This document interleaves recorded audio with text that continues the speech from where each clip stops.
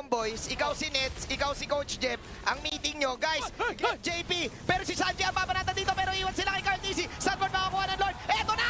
Ayan na nga, tumatakbo na nga ang Homeboys ngayon pa uwi, pero ayaw sila pa uwi ni Cartesi. Nakuha nga ng Liquid Echo yung Lord ngayon, pero si Sor naiipit ng apat. Hinahabol pa rin.